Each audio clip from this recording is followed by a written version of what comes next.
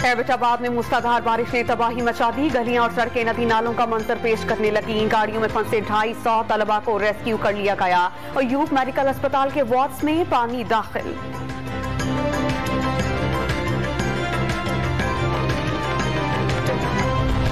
शहबाज गिल की बगावत के केस में जमानत की दरख्वास्त समाअत के लिए मुकर्रर। दरख्वास्त पर इस्लामाबाद हाई कोर्ट में 12 सितंबर को समाअत होगी।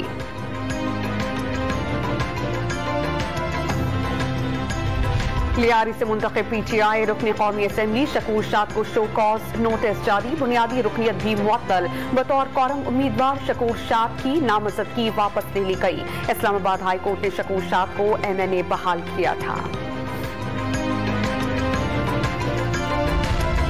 अवामी नेशनल पार्टी ने 4 सद्दा में PTI के अहम विकेट गिरा दी। MPA सुल्तान मोहम्मद खान ने ANP में शमूलियत इख्तियार कर ली।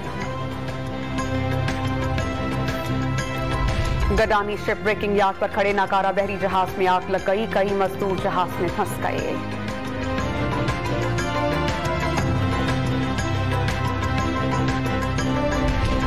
सोने की कीमतों में उतार चढ़ाव का सिलसिला जारी। फी तोला सोने की कीमत में 1300 रुपए का इजाफा। कीमत 1,53,000 रुपए हो गई।